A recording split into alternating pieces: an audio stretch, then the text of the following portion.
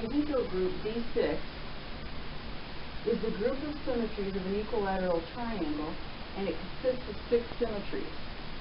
These symmetries are 3 reflections and 3 rotations. If we orient ourselves this way, labeling the vertices of the equilateral triangle with 1, 2, 3, and let the line through vertex 1 and bisecting the triangle be known as the 0-degree line, and the line through vertex 3 and bisecting the triangle be known as the 60-degree line, and then the line through vertex 2 and bisecting the triangle be known as the 120-degree line, then this orientation allows us to name elements and to write down what happens. Think of these rotations and reflections as bijections. These are one-to-one and onto functions from the set of vertices, in other words, the numbers 1, 2, 3, into the same set. Then what's going to happen here is we're going to have a set of 6 functions, and we are going to be able to compose these together using function composition to form a group. So if we let F1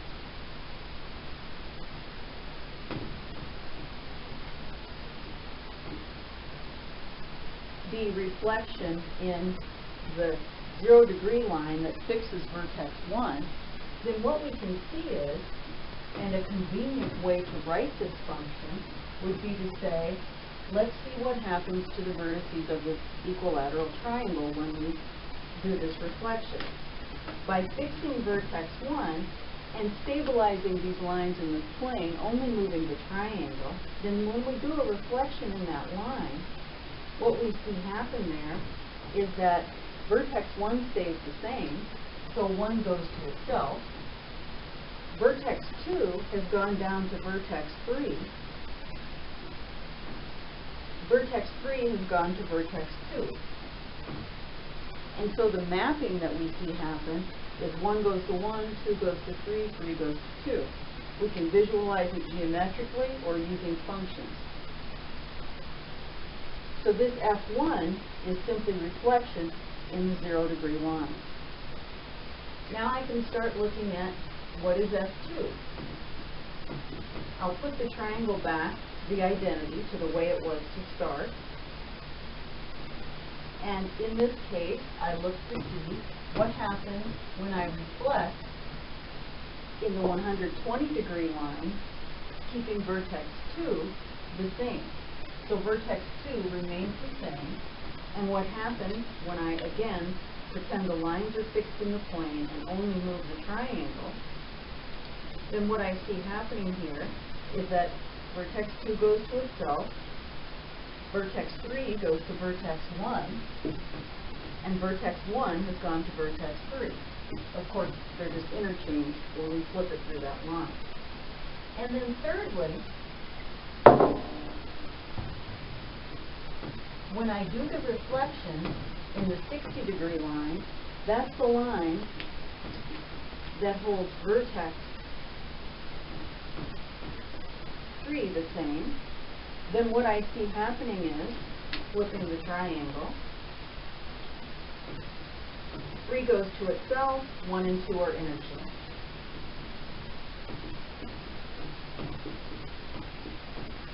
And so this is a convenient way to write down what happens, and flipping the triangle physically is a convenient way to watch what happens.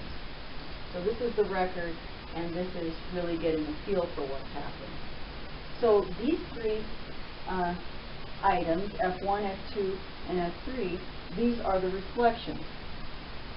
I said there were 6 symmetries, so I now have to look at the rotations.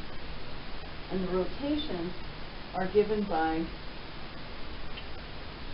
rotating 0 degrees, which is the identity, rotating 120 degrees, and then rotating 240 degrees. So let me put the triangle back the way it was to begin with the identity.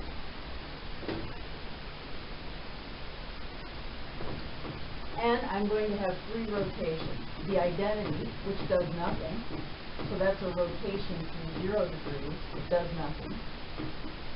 A rotation through 120 degrees, and then a rotation through 240 degrees. So we can move the triangle to see what happens in this case. So first off, rotating 120 degrees, that means that I'm taking the triangle and rotating 60 and then 120.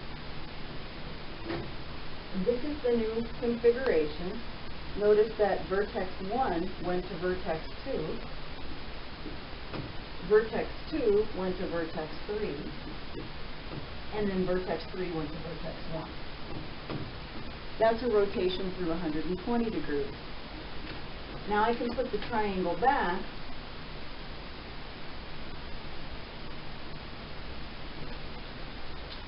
and I can see what happens when I rotate through 240 degrees. So, holding the center fixed and rotating, this is 120 and then 240.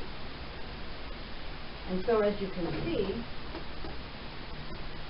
what has happened is that in this case, vertex 2 went to vertex 1, vertex 3 went to vertex 2, and then vertex 1 went to vertex 3. So these are the 3 rotations in this group.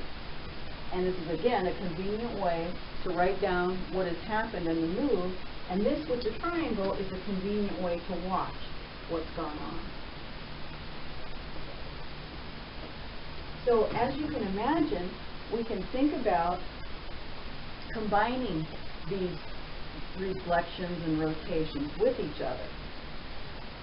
So, for example, if I wanted to combine something like R120, so first I do R120, and then I follow that by, let's say, F3. And I want to see, what is this? What happened? So I'm going to record what happened to the vertices.